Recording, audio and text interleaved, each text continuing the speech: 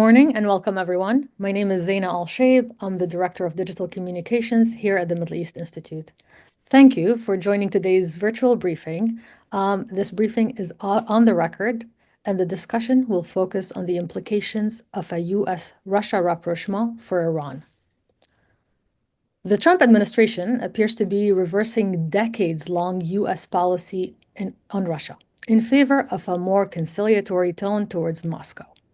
Meanwhile, the administration is reimposing a maximum pressure campaign on Iran.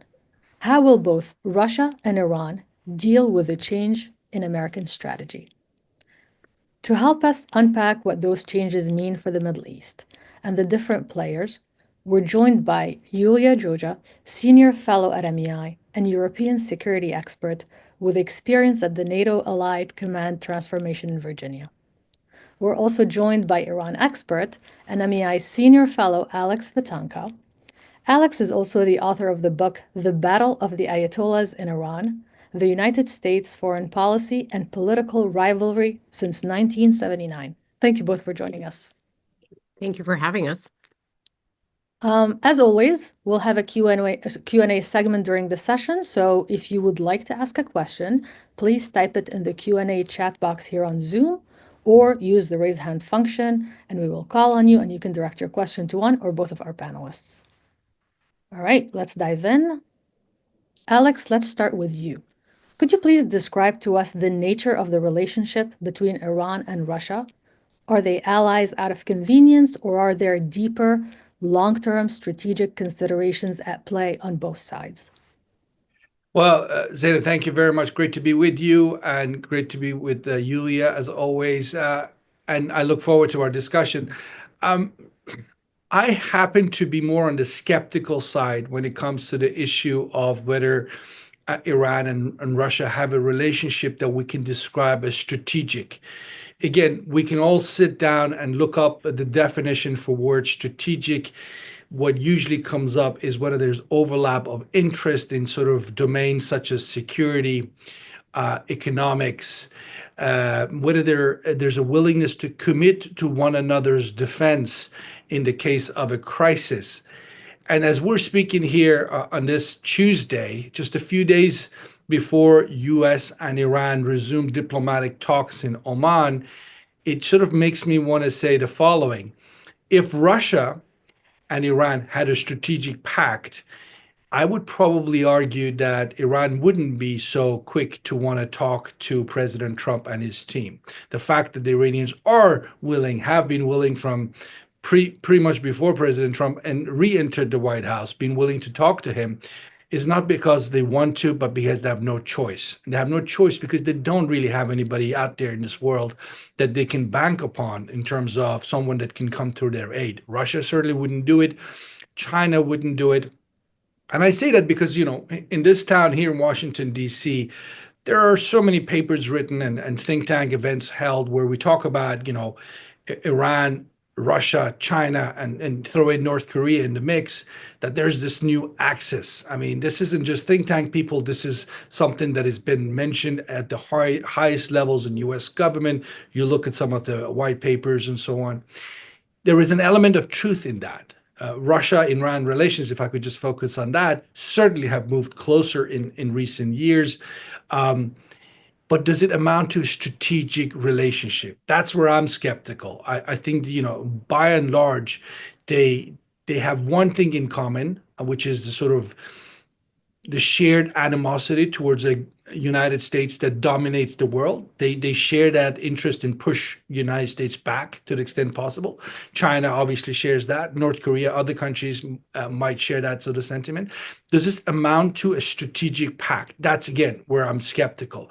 I look at things like economics, for example. Iran and Russia are struggling to deepen their economic relationship.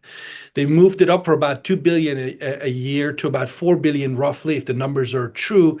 Again, it just shows you that they're essentially competitors for some of the,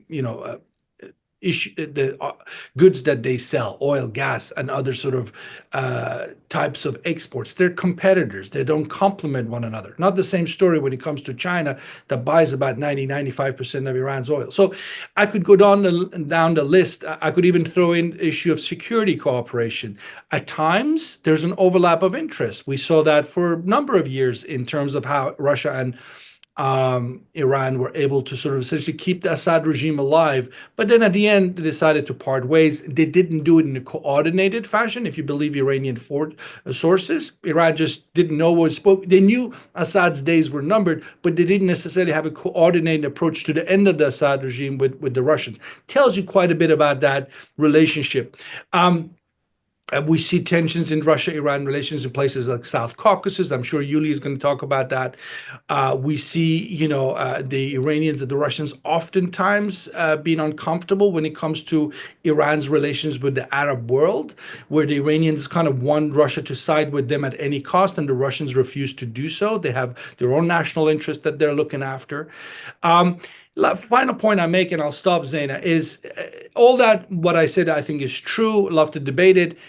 There is a relationship here also that is shaped by two men more than anyone else. Vladimir Putin and Ayatollah Ali Khamenei, of the supreme leader in Iran, arguably have the longest personal relationship among statesmen or leaders around the world. I mean, it goes back to year 2000, before even Putin became president, when I think he was still prime minister. 25 years of the two men cultivating one another. Despite the fact that in Russia and Iran, you find plenty of folks who are suspicious of how far this relationship can go. Certainly, you look at Iranian companies, there is this hesitation to bank too much on Russian investment or that economic relationship. But for now, Putin and Khamenei keeping this relationship intact. It's moving in a certain direction. There is talk of deepening of relationship. I don't think we're there yet. If things are left as they are, if Russia-U.S. relations does not improve, if Iran-U.S. relations don't improve, maybe you could see a deepening of relations between Moscow and Tehran that might amount to something that looks like strategic relationship. But I just want to caution and say we're not there yet. Would you say that the two countries are distrustful of one another? How has that relationship evolved over time? What was there a turning point, or have they always been distrustful? In a couple of words, both sides have a feeling that the other party uses that relationship, Russia-Iran relationship, as a card, as a bargaining chip in their other relations with the Western world. So the Iranians think that the Russians play Iran in what they want to get out of the United States or Europe, and the Russians feel that the Iranians, as soon as they can get a way to reduce tensions with the West, they'll throw Russia under the bus. So I think that's a nagging suspicion. I don't know the Russian case as well as do the Iranian case, but that's certainly the case with Iran. There's a lot of suspicion. Unfortunately, in the case of Iran, the issue of Russia has also become very much politicized in terms of the domestic politics of the Islamic Republic. So if you are supportive of the hardline faction in the regime, if you're close to the Revolutionary Guards or Supreme Leader Khamenei's office, you tend to be much more forgiving towards some of the things Russia has done or not done for Iran. If you're in the reformist, pragmatic so-called faction, you're much quicker to raise doubt about Russia as a partner that you can bank upon. So I think the suspicion, again, if there's time, we can go into the long history. People shouldn't forget that Iran lost plenty of territory in the last two centuries in places like Central Asia and the Caucasus to the Russians. So there is suspicion that actually goes back centuries. But overall, what it comes down to from Iran's perspective on Russia is the following. Can Russia help Iran fulfill its potential as a medium-sized country in terms of geopolitics, economics? And I think the answer to that question is no. Russia won't do it because it has competing political interests with Iran in places like Central Asia, South Caucasus, and Middle East itself. Can do it because it doesn't have what Iran needs in terms of economic power. And for those reasons, I think, again, majority of the opinion seems to be in Iran that Russia can be a tactical friend, can maybe help Iran navigate some of the sanctions they've seen the two countries do in recent years, but it's not enough to allow Iran to fulfill its potential as a country. All right, thank you, Alex. Yulia, earlier this year in January, both Russia and Iran signed a partnership treaty, which they billed, as Alex just mentioned, as a breakthrough. The treaty did include closer defense cooperation between the two countries, but fell short of forming a military alliance and vowing to defend one another. What does that tell us about Russia's commitment should Iran be attacked by, say, the US or Israel? Yeah, I think you actually hit the nail on the head in the way you asked the question, right? How do we, and Alex several times alluded to that, or actually expressed it directly, how do we define a strategic partnership, and what does that mean in a hypothetical instance of conflict or crisis? If we define it as they would go to war for one another, clearly the answer is no. And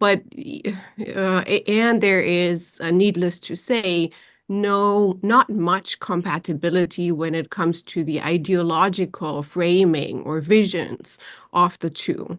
But even and that's the case for most authoritarian regimes around the world. I do not know many instances historically in which two authoritarian regimes would go to war with one another in sort of an open pledge, secretly, yeah, World War I, World War II, but in more recent times, in an open kind of open-ended announced an alliance, less so.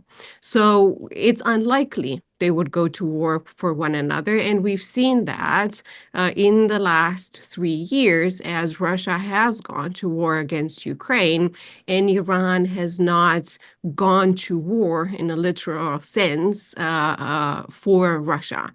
However, Iran has been vital in providing military aid in the war against Ukraine. Without Iranian, particularly drones, the infamous Shahid drones, without them, Russia would not be in a position of relative superiority, relative advance, and without ballistic missiles, short-range ballistic missiles, but they've been more secondary. A few years ago, the New York Times, I think, was reporting how Iranian drone trainers were deployed in Russian-occupied Crimea, so on the battlefield.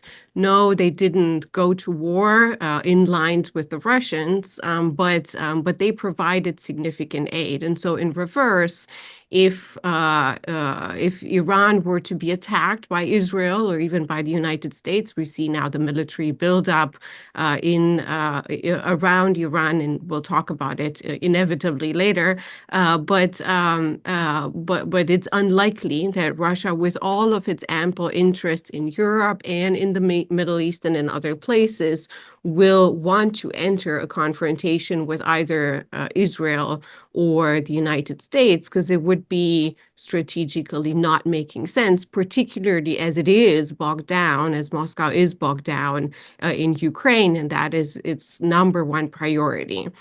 Overall, however, what's interesting here to say is that if we're looking at the last couple of decades, is that while Russia's foreign policy in Europe, particularly Eastern Europe, Ukraine has been at times irrational in strategic calculations. When it comes to the Middle East, Russia has been very pragmatic, very well calculated, and has been pursuing its interest, and it does so pretty well. And so Russia sees Iran as a junior partner. Definitely, it's not an equal relationship, but Iran has undisputedly been increasing in importance to Russia and in size. We see ample cooperation.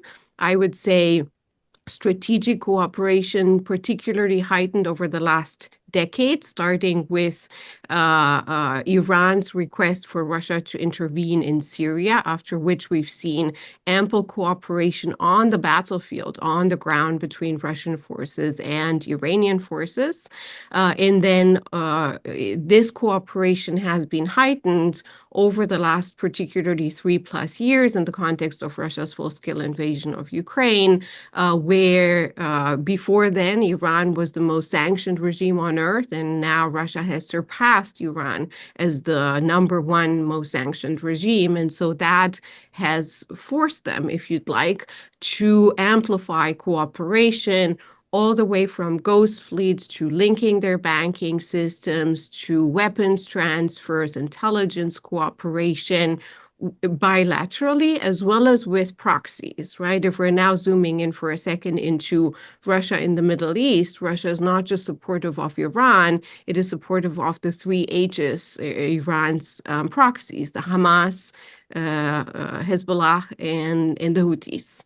And so we see that. And now to kind of go back, wrap up the answer and go back to your initial question, this strategic partnership deal agreement that has been in the works for a long time and is a lot about posturing. And of course, we do not know all the details of the deal that, by the way, has been ratified by the lower chamber of the Russian Duma, the Russian parliament, this morning, last night here, according to local time.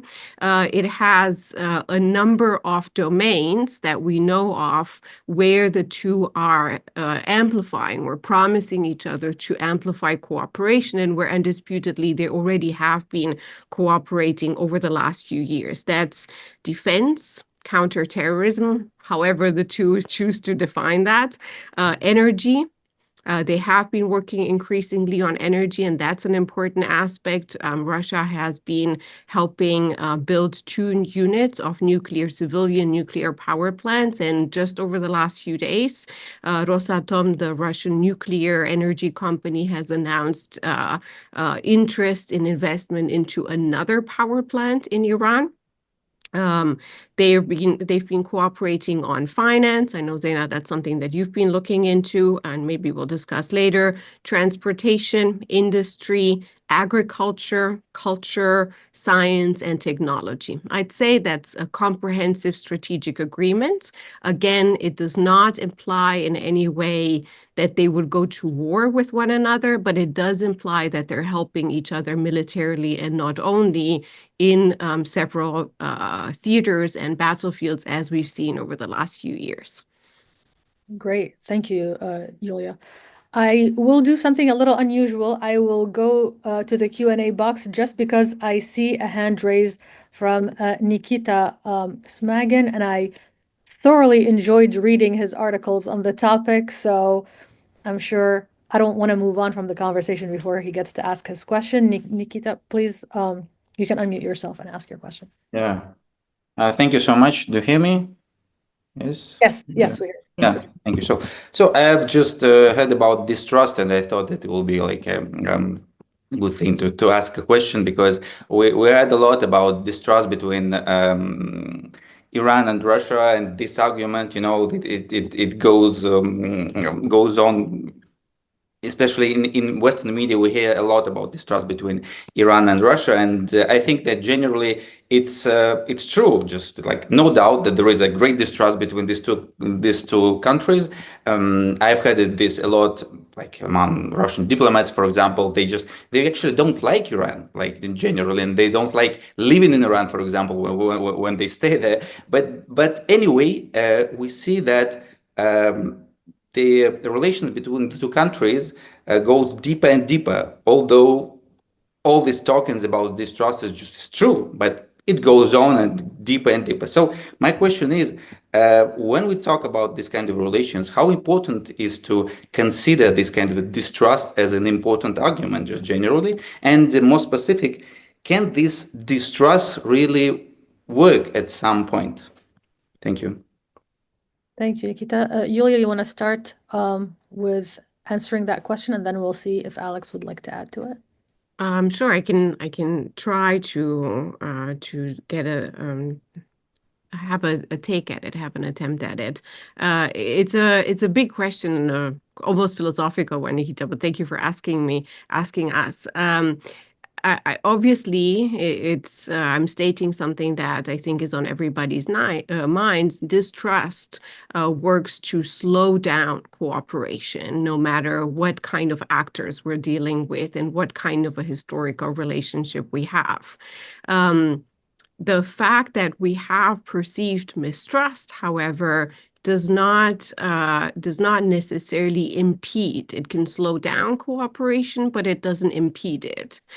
We've had territorial conquests and conflicts going on, and we have them all the time going on. And we have instances in which countries, including direct neighbors, are overcoming them in a matter of decades, and instances of ample cooperation. Just think about the end of World War II and where the alliances are right now: Germany, Japan on one side, the United States on the other. So things can move in historical times pretty quickly from one extreme to the other.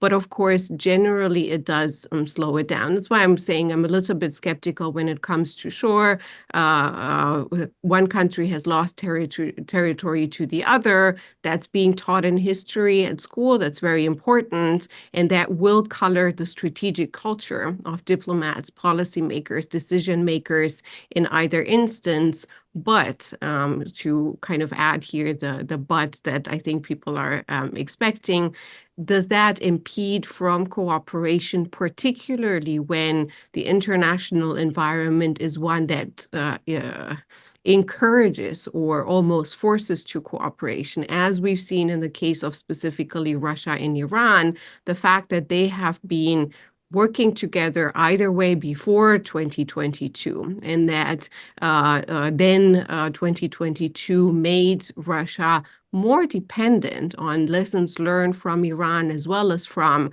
equipment, and not just Iran being the junior partner in the relationship with Russia and depending on Russia when nobody else would help Iran, particularly when it comes to weapons sales and acquisition, but also when it comes to other strategic aspects.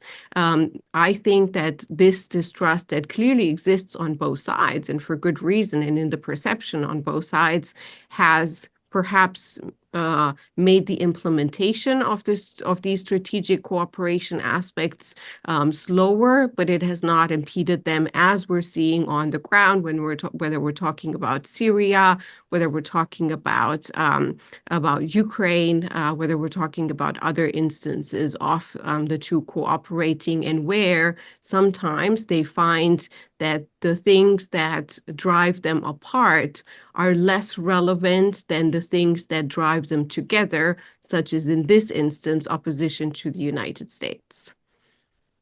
Alex, anything to add? Sure. I mean, look, the issue of mistrust, it reminded me, what Nikita said reminded me of the last Russian ambassador to Tehran, who, when he was asked by Iranian journalists, why don't more Russians, now that Russia's been sanctioned, why don't more Russians come to Iran for tourism reasons? And he replied, he was very blunt about it. He said, look, Russians like to go and have a drink and go to the beach. You don't have the conditions for that in Iran because of your political system, so they don't come here. I say that because it's not a cultural issue in the case of what we're talking about here as far as mistrust is concerned. There are actually plenty of examples I can point to, again, that has fueled, if you will, Iranian suspicions. And those suspicions might be rooted in wrong Iranian expectations, because I think that's very valid to say Iran has this outlandish set of expectations in terms of what Russia should do for it at the expense of Russian interests. But that's Iran's problem. But look at, we're talking about the strategic agreement that was just signed when Pezeshkian was last in Moscow. It took him 4 years to renew a strategic agreement that was first signed back in 2001 when Mohammad Khatami was president. He was a guy who wanted to have a dialogue of civilizations across the board, was looking to improve ties with everyone. The Russians jumped on that bandwagon. But look at what they actually did in those 20 years, 2001 to 2021. What did Iran and Russia actually achieve in those 20 years? I could point to many things they didn't achieve. How the Russians repeatedly voted against Iran at the UN Security Council for its nuclear program. In fact, 6 times, and so did China. How the Russians delayed the delivery of things like the S-300 air defense systems. How the Russians would always put Iran undercard in negotiating with the West in terms of what Russia was willing to do to Iran if the West gave benefits to the Russians. I could point to 10 years of how the Iranians at least think the Russians turned a blind eye to Israeli attacks on pro-Iranian forces in Syria. This is a very sore point. The Iranians will tell you the Russians deliberately didn't lift a finger to help Iran in Syria in terms of when those Israeli strikes were happening. So I could talk about the unfulfilled potential. Like there's a lot of talk right now so far today about energy cooperation. Look at Iran's energy situation right now. Every summer there's no power. Every winter there's not enough gas. A country that sits on the second largest gas reserves in the world is one of the largest producers of power. Why such a shortage? Why the Russians haven't been able to come in and help despite all sorts of memorandum of understanding between the two countries. So again, maybe what I'm talking about here is one of misplaced Iranian expectations of what Russia can do for them. If the Iranian public think the Russians can, snap their finger and get the Iranian economy up and running and power is going to be plentiful and gas is going to be plentiful, but that's a case of Iranian misplaced expectations. And I think there's a lot to be said about that. But the reality is perceptions matter. And in the general Iranian public debate, the perception is Russia can't do that much for Iran. Right? Russia cannot do. And we can even put all the issue of historical mistrust and who did what to who aside. The fact is, from a practical point of view, the Russians just cannot do much to help the everyday Iranians' living standards. And that's basically the common understanding and conclusion that if you talk to folks to Iranians who live in Iran. And again, it's not going to go anywhere. Russia's not going to become China in terms of economic power. Again, that is a structural limitation as we discuss and assess the issue of strategic depth in relations between an Iran that desperately wants to improve its economy as fast as it can and a Russia that frankly can deliver on that. All right, let me go to a question right now from Eli Levitt. Eli, you can unmute yourself. Thank you. I'm really impressed by the kind of the gray area that you've both been able to portray in terms of this relationship. But I would like to push you a little bit further into some kind of scenarios that I have in mind, that I was wondering where between those two extremes of distrust to an extent and collaboration to an extent we are going to find ourselves. So let me explain where I'm coming from. I do see convergence in terms of interests on oil. I do see them in terms of Islamic fundamentalism and the spread and so on, where there is a lot of cooperation already going on. I do see them in terms of anti-imperialism, anti-Western sentiment, and so on. I do see convergence in terms of the anti-democracy regimes and democratization and so on as kind of lubricants. And then when it comes to the practical aspects of what are they willing to do together, leaving aside all the issues you talked about, I think they're not going to fight for Iran. But will they deploy missile defense in Iran if Iran actually asks for it? I am a veteran of seeing that happen in Syria. I'm a veteran of seeing that happening in Egypt. And in neither cases, there was full trust or kind of strategic cooperation beyond the level that Alex has defined. So if they were thinking that attack was potentially coming, would they deploy S-400 as part of that relationship and in order to kind of forestall an American? I would think yes, but I'm putting to you. The second question is, not much has been talked about the collaboration with the Houthis, the trilateral collaboration with the Houthis. And again, I mean, we can talk about the Houthis, but we can talk about the Houthis as an example of what the Russians and the Iranians might be willing to do together against Western interests, in this case, shipping, inflation, things of that nature, and so on. So my question to you is, if we now try to dissect the gray areas of what might they be willing to do together going forward, beyond what they've already been doing in defense industry, nuclear, and whatever, and so on, to enhance their bilateral interests when they converge. Thank you. Thank you, Eli. Iulia, you want to start? I was hoping you were pointing to Alex, Alex, we could but start let with me Alex. let me give it a try, and then Alex can add to it and add his nuances as well. So I've listed now, Eli, as you were speaking, the convergence list: oil, Islamic fundamentalism, anti-Westernism, and anti-democracy. Indeed, I think those are the principal ones. When it comes to specifically the deployment of air defense systems, I mean, we've already seen some, and we've also seen in several theaters and in several instances the S-300s as well as S-400s in work against Western systems, and they don't work particularly good, do they? So that's a lesson learned that must be sinking in through the Russian military establishment as well.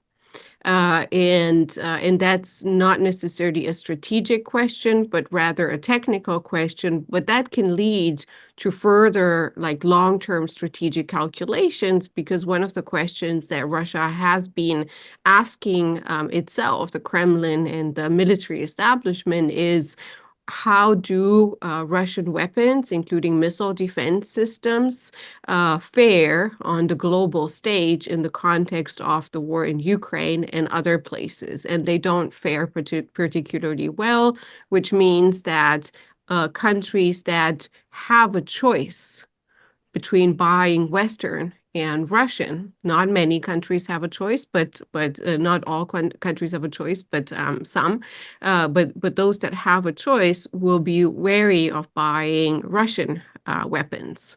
And so that's something that I'm guessing is also a question or a set of questions that is being asked by the military establishment in Russia when it comes to Iran.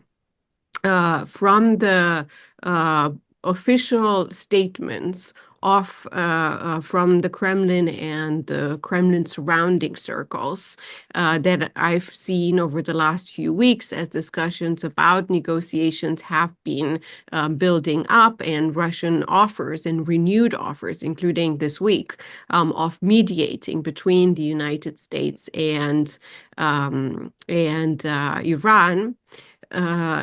Have been suggestive of the fact, the statements have been, we want to avoid conflict at all times, and we warn the United States in a gentle manner, but nevertheless, that it should think this through and not act on a whim and not use military instruments, but rather sit down in negotiations. And so that could suggest politically a willingness of the Russians to place missile defense systems or further place missile defense systems in Iran.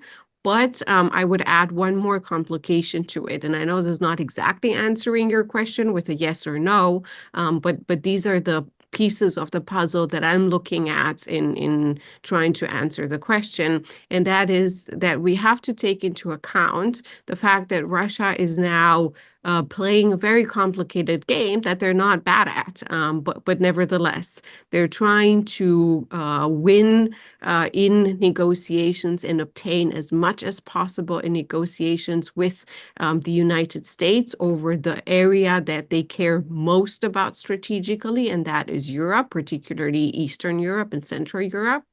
And on the other hand, of course, they would like to maintain, if not increase, their presence and dominance in the Middle East.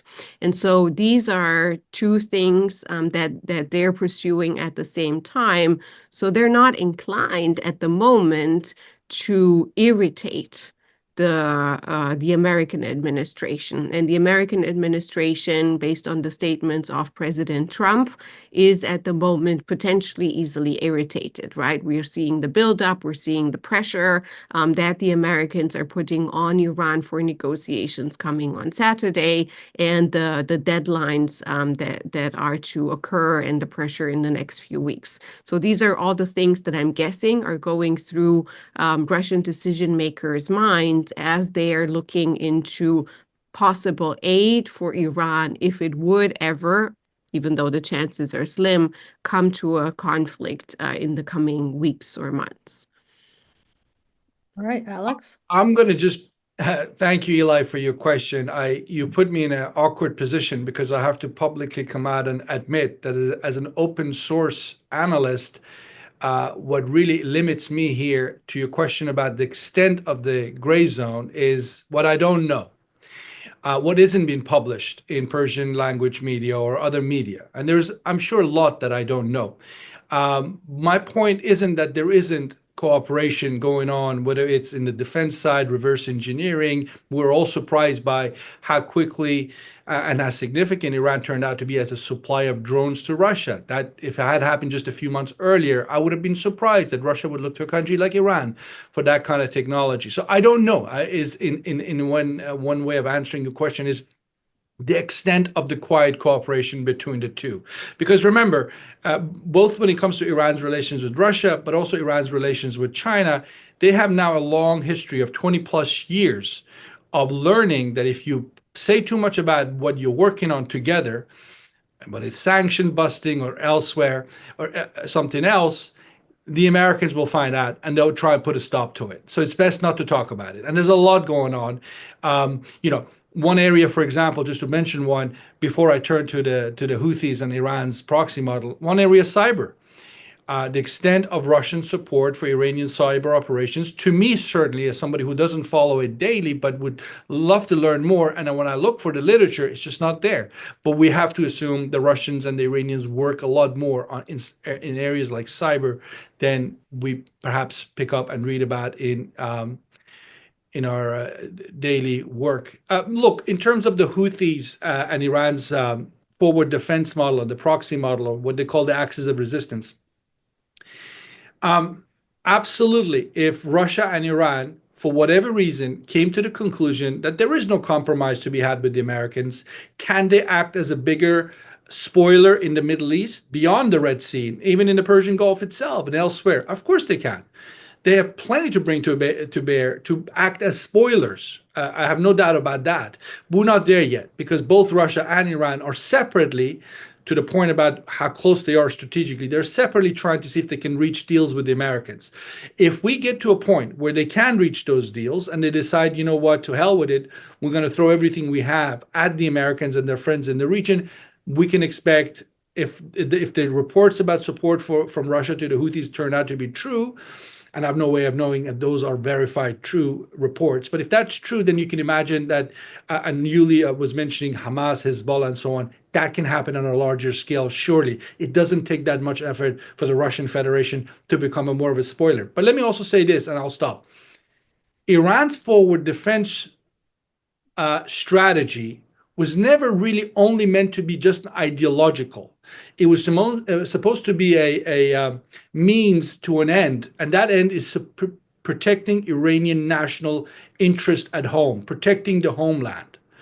As of today, with the reports which turn out to be true, Iran kind of rolling back its proxy network from the region because it's becoming more of a liability. It's putting the motherland at risk. That tells me that they have, at least for now, under the leadership of Ali Khamenei, decided to pull back a bit, at least for now. That could change. They might decide to go on the offensive in the region. And if they have a willing partner in Russia, yes, that kind of a combination of partnership can do a lot of damage in a region like the Middle East to U.S. partners, whether it's energy, the flow of energy, or other kind of strategic sensitive files that Russia and Iran could together jeopardize or undermine. But as I said, we're not there yet. And by the way, final point, if that happened, then you have to question where organizations like Shanghai Cooperation Organization or BRICS are going to go, because the likes of China certainly don't want to play that game yet. They are vested in the global economic system as it is. And if Russia and China, for whatever reason, decided to become spoilers, that really raises some questions whether China and countries like Brazil, South Africa, others could remain committed to things like, as I said, BRICS. But let me stop there. Zaina, if I could just add one more sentence on Eli's question, because I didn't mention the Houthis, and I won't go long on at all. Alex already mentioned all the important points, but I'm sure, Eli, you're aware, and many in this webinar, that the Treasury, U.S. Treasury, over the last few days, sanctioned several entities that are connected and individuals to the Houthis that have been buying on behalf of the Houthis worth tens of millions of dollars, weapons, sensitive materials, and stolen Ukrainian grain from Russia. All of these weapon-sensitive materials and stolen Ukrainian grain come from Russia. And so the United States now is targeting Russia indirectly via the Houthis. We know what is going on with the campaign. I don't know yet, and I don't think, I don't know yet, what implications will this have in the American strategic thinking vis-a-vis Russia in the Middle East, in the context of Iran and beyond, and bilateral U.S.-Russia cooperation. But I think it's worth mentioning that Russia is becoming, from the American point of view, now more part of the equation in the Middle East when it comes to Iran's proxies. All right, I think Eli would like to add a follow-up. Eli, you can. Yes, thank you. Both of you have added incredible richness to the discussion, so I'm indebted to both of you. I wanted just to make two very quick points. One is, Julia, I think we beg to differ on this S-400 if it's operated by the Russians. I think it's a hell of a lot better. And my question was what happens if the Russians actually deploy S-400 sort of with Russians operators and so on? They may also shoot the wrong things, not just the right things. But that's kind of an aside. Now, but more importantly, my observation has been that both of them like to be in a position where they're saying to the US, we could ruin your day and we could make your day.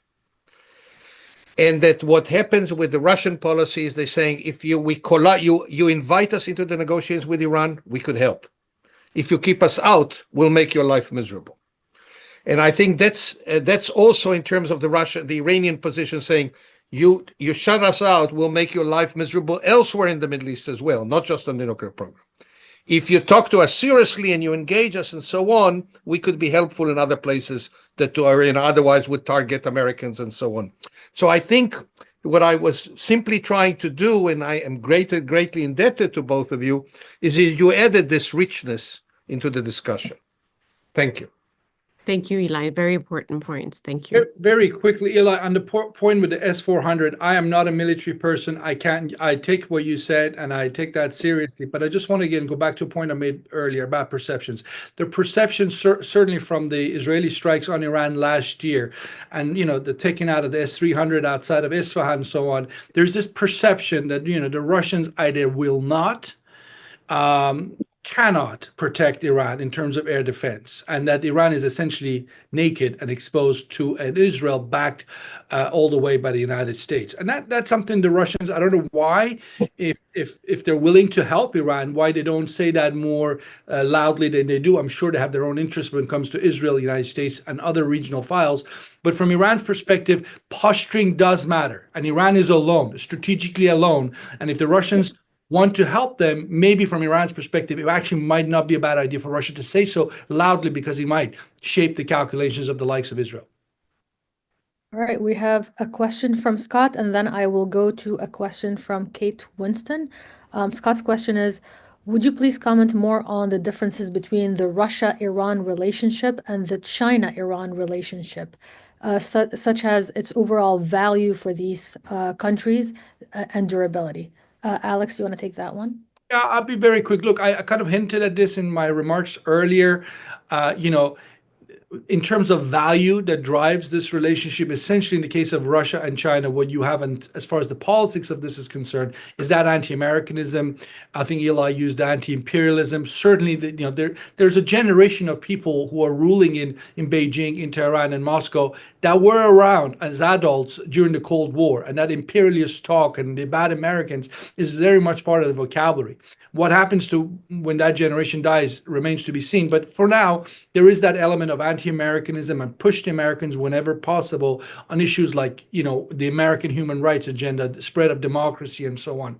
Some of that is, by the way, seen most clearly in domains like soft power projection. So you see a lot more clear-cut Russian, Iranian, Chinese cooperation in terms of English language media that comes out of the three countries trying to shape public opinion in the Middle East and beyond. But Russia-Iran relationship is one that obviously is mostly about the geopolitical common interest. We've seen that post-Ukraine war. We saw it expand already back when Russia took Crimea.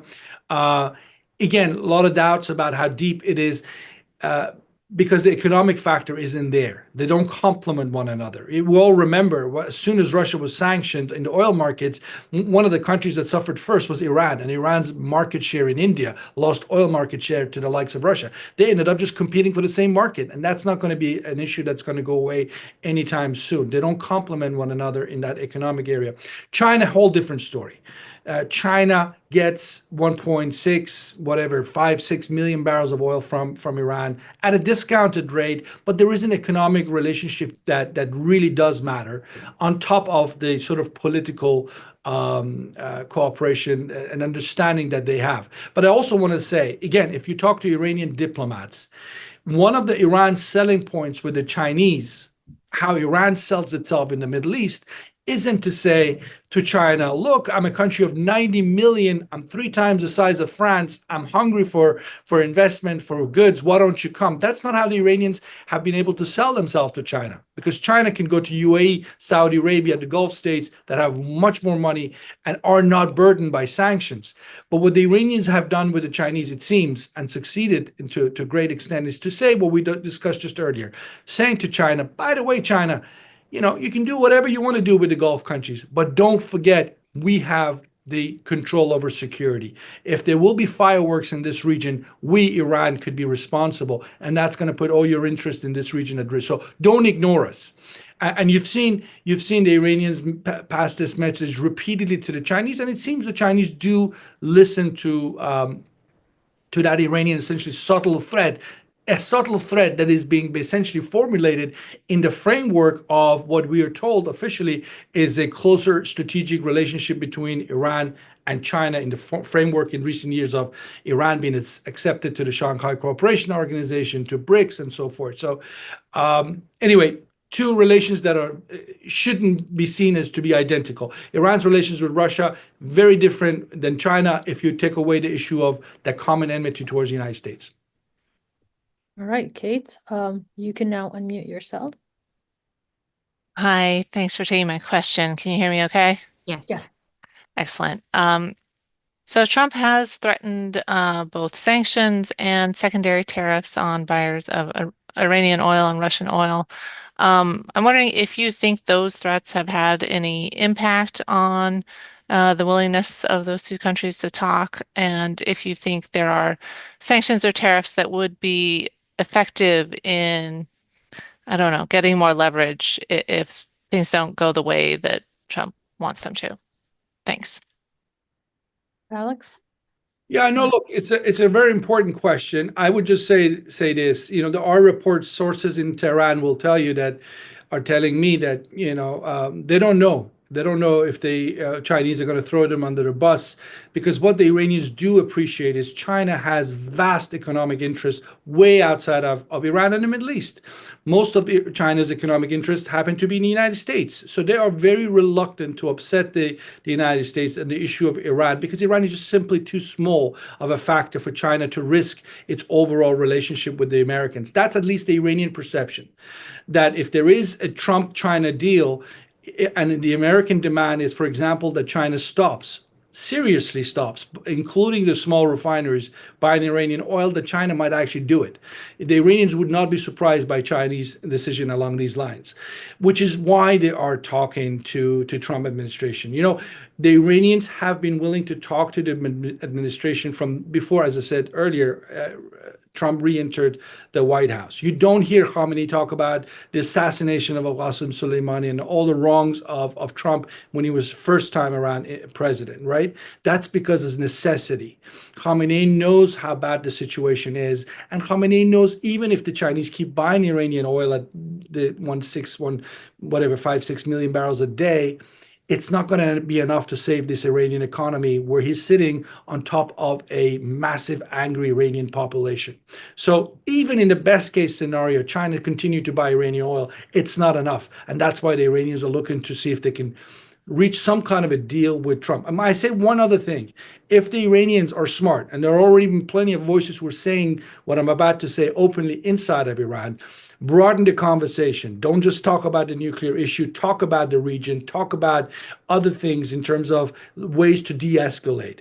And the U.S. has to be realistic if they want a deal. I mean, the idea of dismantlement of Iran's nuclear program, Libya style, is not going to happen. The idea of Iran giving up its ballistic missile is not going to happen. I mean, Khamenei would rather die than see that day come. But there are things that can be done. Limitations to the range of Iran's missiles.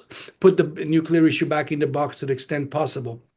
But right now, the concern we have to have is two individuals, Ali Khamenei and Trump, who are above all about style. And both of them are extremely fearful of being humiliated by the other side. And that's why the talks in Oman are going to be so tricky. Neither side can be seen to be humiliated. And they need to get that right for real diplomatic sort of breakthrough to happen. All right, thank you, Alex. I've already come to accept that I will not get to discuss all the topics I wanted to discuss because we're running out of time. But there are two questions that I really, really want to ask. The first one is directed at you, Yulia. What do you see as the end goal of this Russia-US reconciliation under the Trump administration, and will it be a lasting one? Are we turning the page? Big questions. So if you permit me, I will just add a couple of sentences on the last two questions and then try to draw it back to, because they connect to the United States. Russia, China, Russia, Iran. Beyond the economic aspects that Alex talked about a lot, I would highlight one more thing, which is the military aspect, right, and strategic cooperation. And I already mentioned that Iran, Russia, junior, senior, Iran, and I think many people know this, Russia, China, much more on an equal footing. People think or tend to think that China is so much more advanced than Russia, but it's not true. China has taken most of its military know-how from Russia, either through offset transfers or by copying.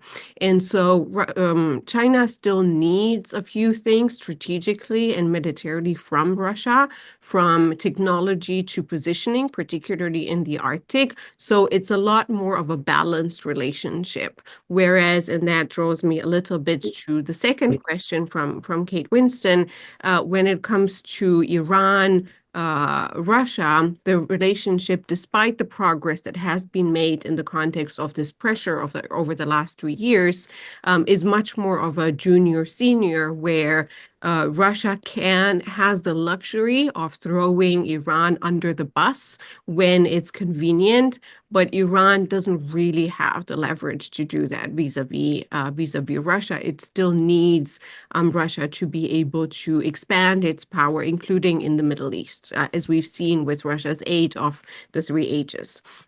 And so that then draws me back to Zaina's question about the end goal of Russia-US negotiations. I think the end goal from the Russian side is much less creative or open to interpretation than one would think. It goes back to the unchanged request from Russia to the United States from 2021, before the full-scale invasion, when Russia wrote 2 letters, one being addressed identical ones, one being addressed to the United States President, then Joe Biden, saying we want 3 things. We want to impose Ukraine neutrality, which means essentially capitulation. In the long term, we want NATO to withdraw from how it has been expanding over the last few decades. And we want the United States military presence out of Europe altogether. From the United States, so they haven't changed their demands at all from this point of view, at least not officially. Of course, they're open to negotiations, but Russia sees now a huge, unprecedented and unique chance to get closer to these maximalist goals that they have when it comes particularly to Europe. The United States, under the second Trump administration, is also not keen on Europe for different reasons. And so, unfortunately, these interests might overlap. And so the end goal from the Russian side is the United States withdrawal from Europe. The end goal from the American side is that America, under this administration, does not see a direct or significant threat from a national perspective towards or vis-a-vis Russia, unlike Europe, where it's an existential threat, and so considers that the Europeans should be paying more and the United States should be pitching in less. And the United States has been at least floating as part of the negotiations, bilateral increased economic cooperation with Russia, where I frankly see fail to see the benefit, because trade right now is at $3 billion bilaterally. That's almost nothing compared to the many trillions of bilateral trade with the European Union. And then last element here, and with this I'll finish, do I believe that the negotiations will lead to an outcome that will essentially sacrifice European security? I think it's unlikely because it's true that there's some overlap theoretically between the two sides, but what's the principal obstacle that stands in the way is Europe itself, and Europe doesn't seem to be getting on board with either of the two visions when it comes to its own security. All right, thank you. Alex, Russia has offered to mediate a peaceful solution between the US and Iran over the latter's nuclear program. What role, if any, is there for Moscow in such negotiations? I actually don't think the United States should be quick to throw that one out. I've seen some commentary saying you can't trust the Russians, and you can also make all sorts of arguments for that. But I actually think if we take the Russian side at face value, including a comment that came out of the foreign minister in Moscow yesterday saying a regional war involving Iran, Israel, others would be catastrophic for the entire region, that is very true. So if the Russians can play a constructive role in that context, I don't know why you should just dismiss it. It's not necessarily a bad thing from a Western point of view, but I think you have to be smart about where you want the Russians to play a role. Obviously, it could be such things as Russia pulling back, supporting, again, the Houthis and so on, as the U.S. has charged that they are. But there's something much bigger the Russians could do. In fact, I'm working on a paper on this issue, and I'm not done yet in terms of formulating the argument. But my thinking is the following. There's one country today, really, that has leverage over Iran to kind of shift its position or soften its stance on Israel, and that's Russia. The Russians have relations with the Israelis. They have relations with Iran. Can Russia play a role of helping de-escalate tensions between Israel and Iran? It puts the United States in an awkward position because suddenly it's Russia that's playing the role of a peacemaker, but it doesn't really matter because it helps the Trump administration. We all know, even if there's a nuclear agreement in Oman tomorrow, that's not going to solve the problems the U.S. has with Iran, because fundamentally it goes back to Iran's position on Israel. That's at least how this town in the United States capital, Washington, D.C. thinks, right? So what can we get out of Russia on the issue of helping to create some kind of a new mechanism of regulating tensions, not getting rid of tensions entirely. That's not going to happen while Khamenei's around. But the Russians have already done some of that mediating in Syria. We all remember a few years ago they were helping the Israelis and the Iranians kind of de-conflict in southern Syria. Why not on a larger scale in the region, including on the very key issue of Iran-Israel tensions? Again, that to me seems perhaps I'm being very idealistic, and maybe we could put all sorts of arguments for why US doesn't want that to happen, why Russia wouldn't want to do that, why Iran would never accept it. But if you could see it as a world, imagine a world where Russia can play a good role in reducing tensions between Israel and Iran, that would help the Iranians. It will help the Israelis, who right now are worried about the Turkish coming south through Syria. It'll help the Trump administration that frankly doesn't want to really be too invested in the Middle East, has other issues that it needs to focus on, as we know. All right. Unfortunately, we've reached the end of today's webinar. A huge thank you to both our speakers, Iulia and Alex, for their time and valuable insights. And of course, thank you all for attending and for the fantastic questions we've received. I hope you found today's session informative and engaging. Thank you again, and have a wonderful day.